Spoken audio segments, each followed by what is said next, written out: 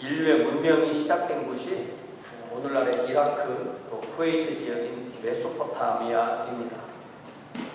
이 메소포타미아 문명이 이집트 문명, 인도 문명, 또 중국 문명에 이렇게 전파되어서 이렇게 인류 4대 문명이 서로 영향을 끼치고 받고 그렇게 됩니다. 물론 성경이 역사책은 아니죠. 하지만 성경에는 많은 역사를 포함하고 있습니다. 우리가 창세기를 보면 노아 홍수 이후에 인류는 모두 노아의 후손이죠. 창세기 여러분 11장을 펴보세요. 창세기 11장에 보면 이 홍수 이후에 이 노아의 후손은 모두 시날이라는 그 평지에 살았다고 했습니다. 그곳이 바로 메소포타미아 지역입니다. 메소포타미아라는 말은 유프라테스 강과 티그리스 강 사이의 유역을 의미합니다. 이곳에서부터 시작된 농업을 바탕으로 도시가 생기고 국가가 생기고 문명이 이루어졌습니다. 특별히 메소포타미아 문명은 진흙을 기반으로 형성되었습니다. 그들은 진흙을 이용하여 벽돌을 만들었습니다. 그리고 그 벽돌로 가옥과 성곽과 신전을 지었습니다. 그래서 지금도 그 지역에는 지구랏이라고 불리는 신전 유적이 많이 남아 있습니다. 여러분 창세기 11장 4절을 보세요. 그곳에 모인 사람들이 서로 이렇게 말합니다. 창세기 11장 4절에 보면요. 자, 우리가 성읍과 탑을 건설하여 그 탑 꼭대기를 하늘에 닿게 하여 우리 이름을 내고 온 지면에 흩어짐을 멸하자. 네. 그러니까 그들이 이 탑을 세우는 주된 목적은 그 꼭대기가 하늘에 닿게 하는 것이었습니다. 이 바벨탑의 높이가 얼마나 됐을까요? 그 유명한 인도의 기자의 피라미드는 그 높이가 147m라고 해요. 그래서 제가 찾아봤더니 현재 전 세계에서 그러니까 탑이 아니라 건물로서 사람이 살 수 있는 건물로서 최고층 건물이 아랍에미리트의 두바이에 있는 부르즈 칼리파라는 건물인데요. 2010년에 완공되었고요.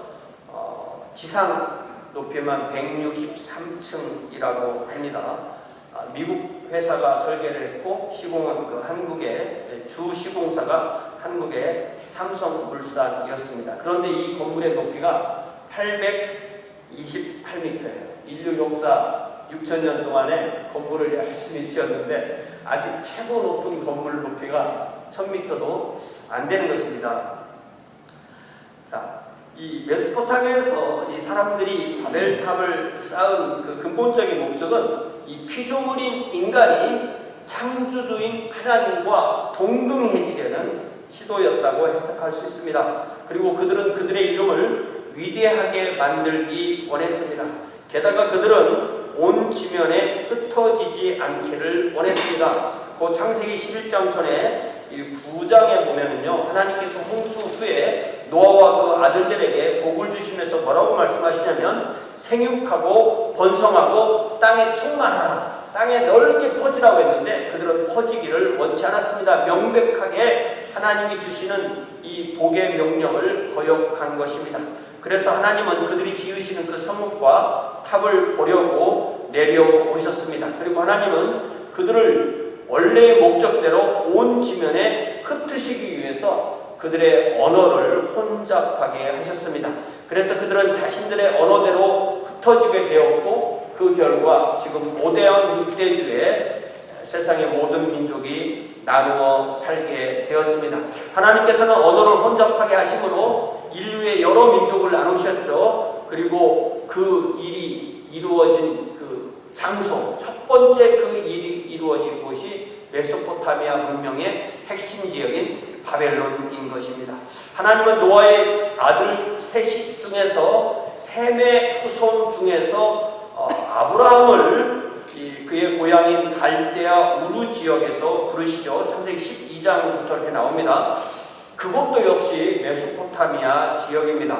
아브라함은 이 메소포타미아 지역에서 처음으로 문명을 일으킨 민족이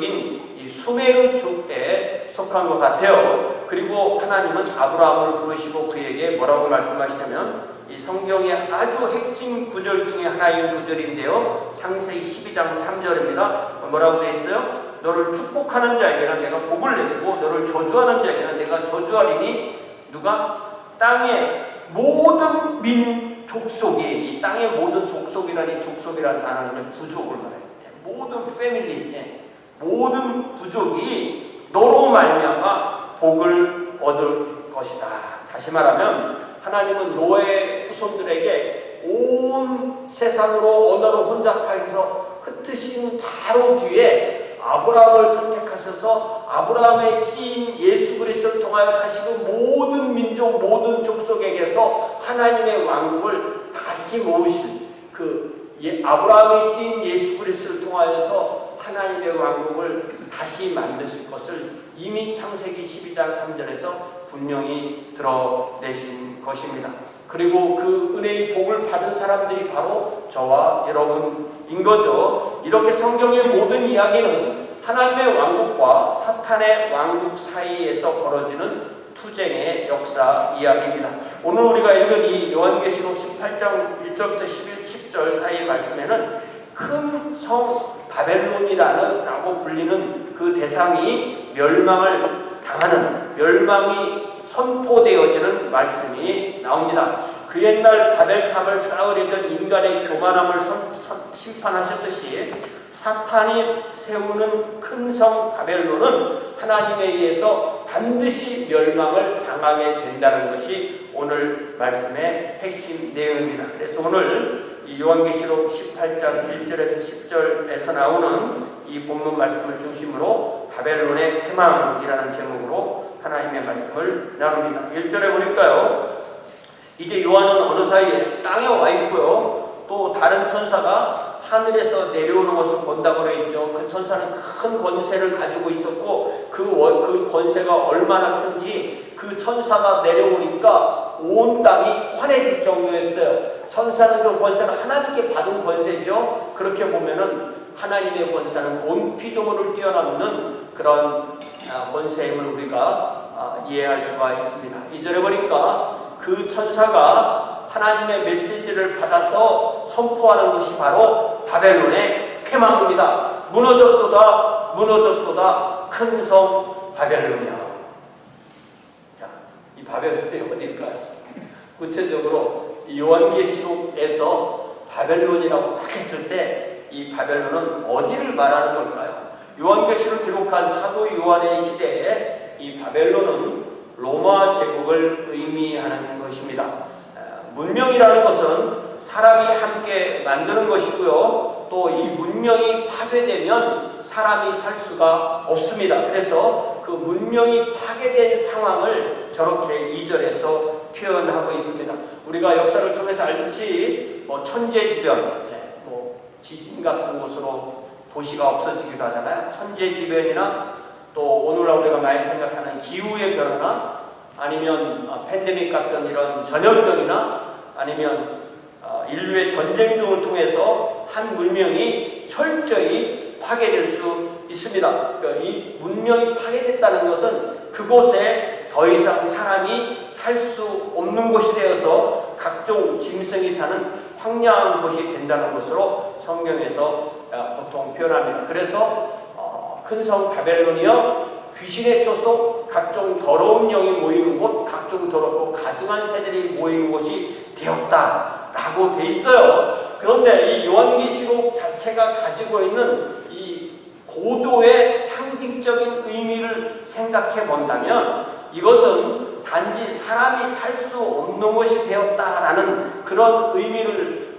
전하는 것보다는 그 바벨론과 그를 따르는 만국의 패망으로 인하여 사탄의 왕국이 패망한다는 것을 의미하는 것입니다. 바벨론이 귀신이나 더러운 영이나 각종 더럽고 가증한 새가 모여 산다는 것은 하나님의 왕국과 사탄의 왕국이 철저히 구별되어서 이제 하나님의 왕국에는 하나님이 살고 하나님과 하나님의 백성이 살고 사탄의 왕국인 이 바벨론에는 사탄의 무리들이 산다는 것을 의미하는 것입니다. 그것이 이 요한계시록 안에 그 힌트를 알 수 있는 내용이 여러분 11장을 보면요. 여러분 11장 보세요.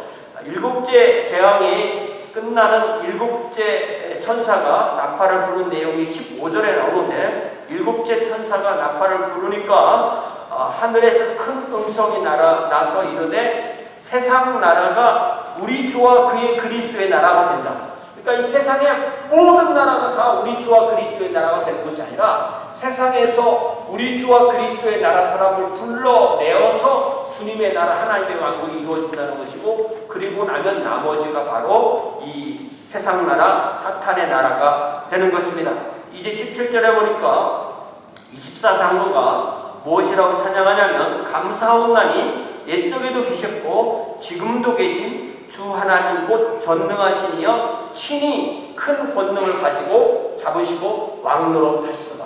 그러니까 우리 하나님께서 왕이 아니신 시대가 없어요. 그렇지만 우리 주님께서 오셔서 하나님의 왕국을 선포하신 이후부터 하나님의 왕국이 이 땅에 들어왔습니다. 그렇기 때문에 우리 주님이 왕이신 때는 미래에 우리 주님이 왕이신 게 아니라 우리 주님이 하나님의 왕국을 선포하신 2000년 전부터 주님의 왕국이 시작되어 된 것입니다. 그래서 여러분 20장 4절로 가보세요. 요한계시록 20장 4절에 보니까 요한이 하늘에 있는 보좌들을 봅니다.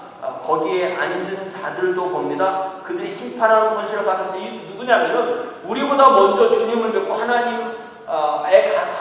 하늘에 가서 우리 주님의 보좌 우편에 앉은 사람들이에요. 그죠? 그러니까 주님께서 하늘에 앉아 계시고 성도들도 하늘 보좌에 앉아 있는데 거기에서 심판하는 권세, 즉 왕의 권세, 심판자의 권세를 갖고 있는 거예요. 또 내가 보니 예수를 증언함과 하나님의 말씀 때문에 목배임을 당한 자들의 영혼과, 성도들이죠. 성도들의 영혼입니다. 또 짐승과 그의 우상에게 경배하지 아니하고 그들의 임야와 소원에 그의 표를 받지 아니한 자들, 다시 말하면 짐승을 사탄을 경배하지 않고 사탄의 그 표를 받지 아니한 자들이 그 천국에 지금도 살아있어서 그리스도와 더불어 1000년 동안 왕노릇하는 것입니다. 그러니까 이 1000년 동안 왕노릇하는 것이 미래에 그런다는 것이 아니라 주님께서 승천하시고 나서 주의 성도들이 승천하고 그때부터 왕노릇해서 주님께서 오시는 날까지 계속 왕노릇하고 있는 것입니다. 그러니까 우리가 이 주님이 왕이신 것이 지금은 주님이 왕이 아니시고 미래의 왕이시라고 생각하는데, 제가 요한계시록 쭉 보니까 이 요한계시록에 나오는 이 왕이라는 이 통치하시는 것은 지금이 있는 것이고, 그러니까 먼저 간 성도는 하늘에서 왕이신 주님을 따라서 함께 통치하는 역할을 하고 우리는 이 땅에서 주님의 왕권에 따르는 사역을 하는 것이 우리의 삶이라는 것을 깨닫게 되는 것입니다. 세상에서 하나님의 백성을 온전히 구별해내고 나면 그 남는 것이 사탄의 왕국이죠. 그것을 말할 때 성경은 바벨론이다라고 이렇게 말하는 것입니다. 그래서 그 왕국은 지금은 이 세상에서 하나님의 왕국 백성과 이 바벨론의 왕국 백성이 섞여 살아요. 아직은.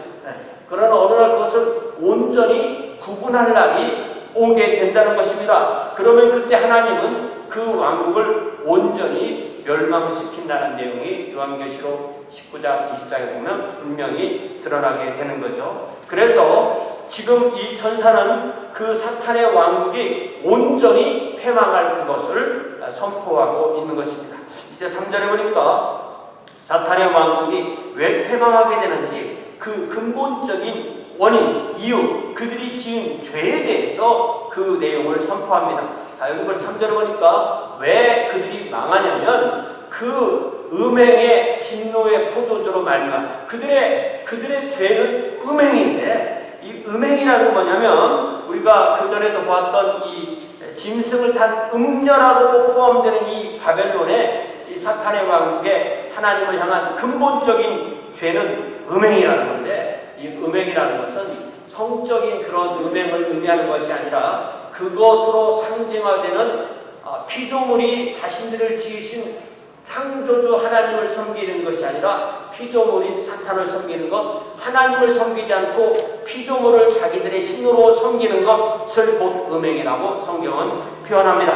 그러니까 바벨론은 자신들만 그것을 한 것이 아니라 그 음행의 진노의 포도주로 말미암아 만국이 무너졌다는 것은, 땅의 모든 왕들이 무너졌다는 것은, 땅의 상인들도 같이 심판을 받는다는 것은, 이 바벨론을 중심으로 또 이 사탄의 왕국을 중심으로 온 세상이 하나님을 거부하는 사람들이 함께 하나님을 거부하고 사탄을 따르는 세력이 됐기 때문에 그들이 심판을 받게 된다는 것입니다.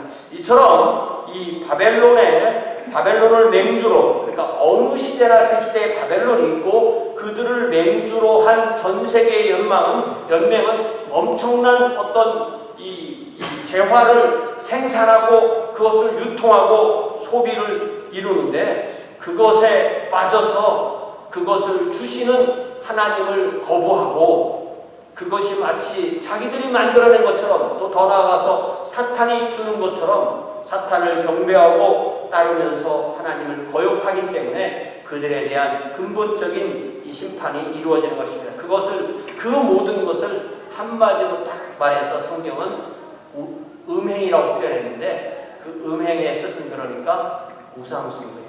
우상숭배의 정의는 피조물을 하나님으로 섬기는 거죠. 자, 그럼 성도는 어떻게 살아야 됩니까? 4절에 보니까 또 내가 들으니 하늘에서 다른 음성이 나서 이르되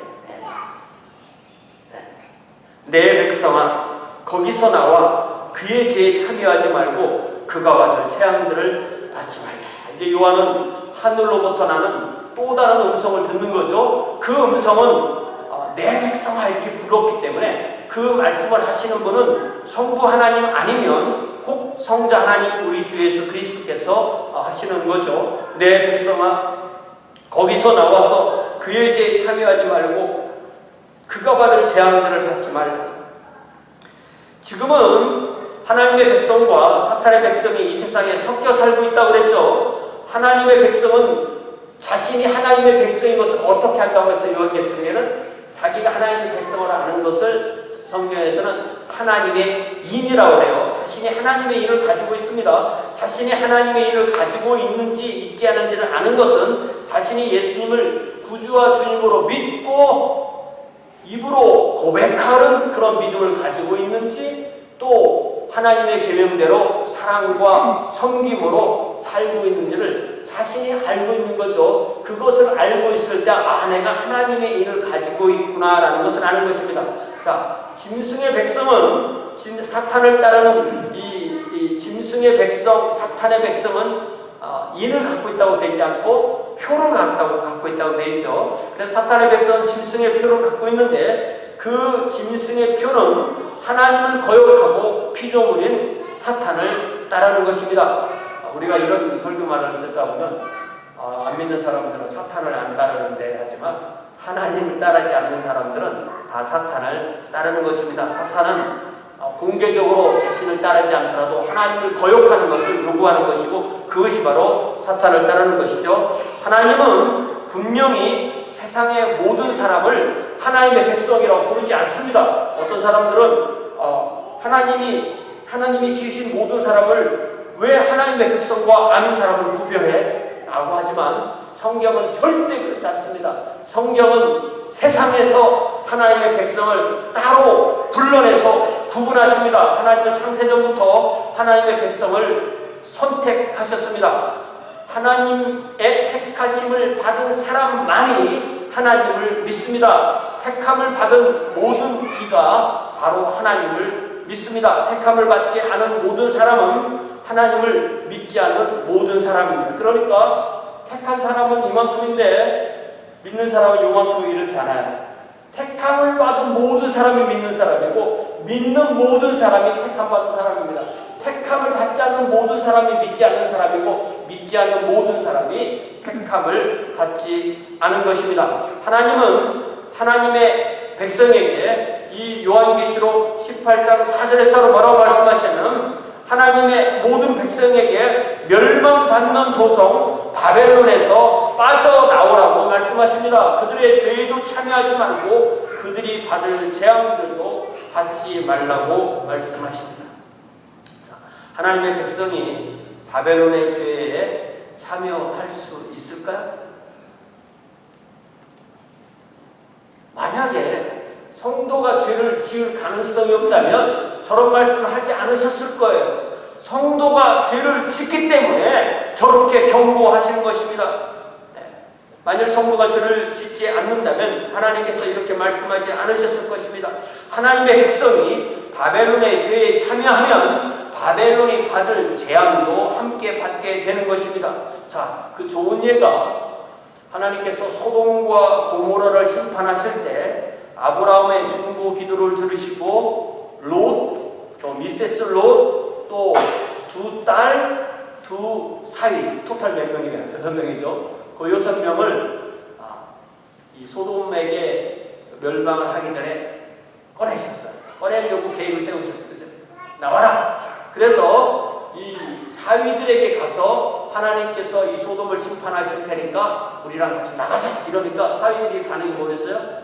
그 말을 농담으로 여겼다는 거예요. 성경에. 무슨 그런 농도 심하게 하십니까? 그래서 롯과 미세스 롯 두 딸이 나오는데 우리 그 얘기 잘 알죠? 나오다가 뒤를 돌아보지 말고 무조건 앞으로 가야 되는데 이 미세스 롯은 뒤를 바라보았어요. 사위들을 바라봤는지 소돔 성을 바라보았는지 그래서 그 자리에서 소금 기둥으로 변했다라는 이야기를 우리가 창세기에서 분명히 읽지 않아요? 이게 무슨 얘기예요? 하나님께서는 분명히 소돔과 고모라에서 나오라고 했는데 이 롯의 부인은 몸은 나오는데 마음이 안 나오는 거예요. 우리가 바벨론에서 나와라. 그들의 죄에도 참여하지 말고 그들이 받을 이 재앙도 받지 말라고 하는데 성도는 그곳에 있어서 그 죄에 참여하고 그 재앙에 참여할 가능성이 있다는 것입니다. 그렇기 때문에 하나님께서는 바벨론을 멸망시키실 때 하나님의 백성은 함께 멸망받지 말아야 한다고 분명히 선포합니다. 바로 이것이 요한계시록이 우리에게 주시는 또 하나의 메시지입니다. 하나님이 하나님의 백성을 보호하시고 사탄의 왕국을 심판하신다. 하나님의 한 가지 행동이 한 가지는 하나님의 백성을 구원하시는 거고 그리고 나머지를 심판하시는 그 하나님의 한 사건에 구원과 심판이 쫙 갈라진다는 것이 성경의 분명한 선포인 것입니다. 심판의 장소에 심판의 때에 하나님의 백성이 사탄의 백성과 함께 죄를 범하고 있다면 하나님의 백성이라도 그 심판을 면하지 못한다는 실로 엄중한 말씀이 이 요한계시록 18장 4절에 분명히 선포되고 있는 것입니다. 그러면서 5절에 보니까 이 바벨론의 죄가 얼마나 엄청난 죄인지 사탄의 왕국의 백성의 죄는 하늘에까지 도달했다고 했습니다. 바벨탑을 쌓아서 올라간 것이 결국은 죄를 쌓아서 하나님의 고민까지 올라가게 된 것입니다. 그리고 그 죄를 하나님은 분명히 기억하고 계신다고 말씀하십니다. 하나님은 하나님의 백성을 구원하시는 동시에 사탄의 백성을 심판하십니다. 이것이 바로 하나님의 왕국을 건설하시는 하나님께서 하나님의 왕국을 건설하시는 방법입니다. 이렇게 우리가 요한계시록을 통해서 제가 이번에 새롭게 깨달은 것은 하나님의 구원과 하나님의 심판은 항상 짝을 이루고 있고 동전의 양면인 것처럼 하나님의 백성을 구원하는 것이 사탄의 백성을 심판하는 거고 사탄의 백성을 심판하는 것이 하나님의 백성을 구원하는 것임을 분명하게 보여주시는 것입니다. 이제 6절에 보니까 하나님은 바벨론의 죄악을 기억하시기 때문에 그 죄악에 따라서 심판으로 되돌려주신다고 분명히 선포합니다. 이 7절에 보니까 하나님은 바벨론의 영화와 사치의 크기만큼 그들에게 고통과 애통함으로 도로 갚아주신다고 선포하십니다. 바벨론은 스스로 여왕의 왕좌에 앉아서 마치 스스로 하나님인 것처럼 교만한 마음을 드러냅니다. 자신이 자신의 운명의 개척자인 것처럼 그렇게 생각합니다.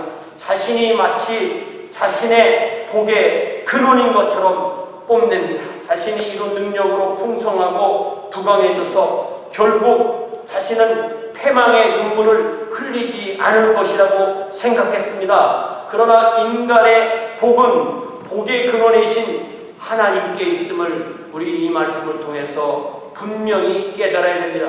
성경을 통해서 우리가 깨달아야 되는 것은 나의 복도 깨달아야 되지만 하나님의 큰 그림을 봄으로써 내가 지금 하나님의 큰 그림 안에서 어디에 있는지를 깨닫게 되는 것입니다.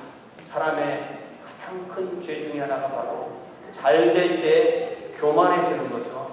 잘 될 때 그 복의 근원이 자신에게 있는 것으로 착각하는 것입니다. 바벨론에서는 이렇게 자신들이 쌓은 것으로 하나님을 대신하려는 그 교만에 있다는 것을 알게 됩니다. 그러나 8절에 보니까 이렇게 하나님을 거부하고 사탄을 따르던 자들에게 임하는 심판과 재앙은 하루 동안에 이루어진다고 했어요. 무슨 말씀이에요? 매우 짧은 기간 동안에 급작스럽게 그 심판이 임하게 된다는 것입니다. 그리하여 그 결과는 사망과 애통과 흉년이 온다고 했습니다. 결국에는 불과 유황으로 타는 못에서 불로 살라지는 심판을 당하게 된다고 말씀하십니다. 이런 일이 어떻게 가능합니까? 바로 음녀 바벨론을 심판하시는 우리 하나님은 능하신 분이기 때문에 가능하게 됩니다. 그렇게 되면 9절에 보니까 이 음녀 바벨론이 심판을 받는 것은 그녀를 따르던 만국의 왕들에게도 똑같은 일로 이루어지게 되는데 바벨론의 패망이 곧 그들의 패망이기에 그들은 가슴을 치며 울게 된다고 선포합니다. 또 10절에서 큰 성, 견고한 성 바벨론이 심판을 받는 것을 보는 만국의 왕들은 곧 그들에게도 그 똑같은 멸망이 임할 것이기 때문에 그 고통을 바벨론에 패망하는 것을 보고 미리 체험하게 된다는 것입니다. 제가 초등학교 때, 중학교 때, 고등학교 때 저는 이 남자고등학교 다녔기 때문에 저 맞는 것도 아픈데 내 앞에 애들 맞는 거 보는 것이 더 아파요. 사실. 노집사님도 아시는 그것도 아시는데 그런 비슷한 표현입니다.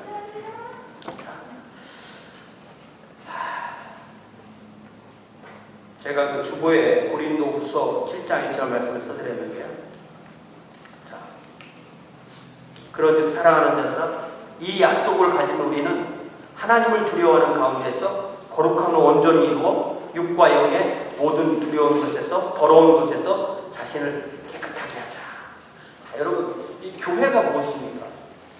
교회는요, 하나님의 왕국의 대리 기관입니다. 교회는 하나님의 왕국의 에이전시예요. 그래서 우리는 지금 세상에 이 사탄의 왕국 사람과 섞여 살고 있지만 세상에 섞여 사는 이유는 그 세상 사람에게 하나님을 드러내고 하나님의 복을 드러내는 것이 우리가 세상에 함께 사는 목적입니다. 그러나 우리가 세상에 깊이 들어가서 그 밖에 살다면 우리가 세상인지 교회인지를 몰라요. 그래서 나는 교회를 10년 동안 안 나와도 내 마음은 항상 주님께 있어요 라고 말은 하기 쉽지만 사람이 그렇게 되지 않죠. 그래서 교회에 매주 정기적으로 따로 모이는 이유는 정기적으로 교회에 모여서 주님의 은혜로 세상에서 함께 살면서 지은 죄를 용서받고 또 세상에 다시 복음으로 선포하기 위해서 교회에 와서 재무장을 하게 되는 것입니다. 이렇게 성도는 교회에 정기적으로 모임으로써 내가 어느 편에 속했는지를 다시 깨닫는 겁니다. 제가 지난주에도 말했지만 제가 축구를 좋아해서 가끔 이 축구를 보는데 축구할 때 보면요 열심히 하긴 하는데 자기 편에다가 골을 넣는 사람이 가끔 있어요. 열심히 하긴 해요. 골도 넣었어요. 그런데 그게 자기 편에 넣는 거야. 자살골이라고 하는데 성도가 자기가 누구 편인지를 모르면 이 자살골을 넣게 돼 있습니다. 그래서 교회에 와서 내가 하나님 편이구나 라는 것을 깨달을 때 우리의 매일의 영적인 전투에서 승리하게 되는 것입니다. 여러분 전투하고 전쟁하고 다른 거 아죠? 전쟁은 war 이렇게 얘기를 하고 전투는 배럴이라고 해요. 많은 배럴이 모여서 이 전쟁이 이루어지는 건데 우리의 매일의 삶이 내가 내가 매일 하는 이 전투가 주님의 전쟁에 어떤 자리에 어떤 역할을 아는 것, 이것이 바로 큰 그림과 작은 그림을 동시에 보는 것입니다. 오늘 이 말씀에 제가 인용한 이 고린도후서의 말씀처럼 우리는 이렇게 하나님의 왕국 백성으로서 약속을 가지고 있기 때문에 하나님을 두려워하는 가운데서 거룩함을 온전히 이루는 것이 바로 성도의 삶입니다. 그래서 육의 더러운 것, 영의 더러운 것에서 자기 자신을 깨끗하게 하는 것. 저는 좀 더럽게 살아야 이 면역력이 좋아진다고 늘 생각을 했는데, 그러다 보니까 몸에 더러운 게 막 들어와 병이 생겨요. 그래서 몸에 이 더러운 것도 피해야 된다라는 생각을 했는데, 성경에 보니까 몸에도 더러운 걸 피하라고 되어 있어요. 그런 말씀을 보니까 몸과 영의 온갖 더러운 죄에서 우리 자신을 깨끗하게 하면, 그러면 우리 스스로가 하나님께서 우리를 받으실 만한 거룩한 제물이 될 수 있다고 하였습니다. 우리가 주님 앞에 나와 주님의 보혈로 이렇게 깨끗하게 용서함을 받을 때 주님이 받으시는 제물이 되는 줄 믿습니다. 이제 반주에 쉬는 동안에 이 한 주간도 이렇게 우리가 비록 세상에서 세상 사람들과 섞여 살고 있지만 세상의 죄에 참여하지 않고 하나님의 사랑과 거룩함을 드러내는 우리 주의 성도들로 이 한 주간의 전투에서도 이길 수 있게 해달라고 함께 기도합시다. 다 함께 기도하겠습니다.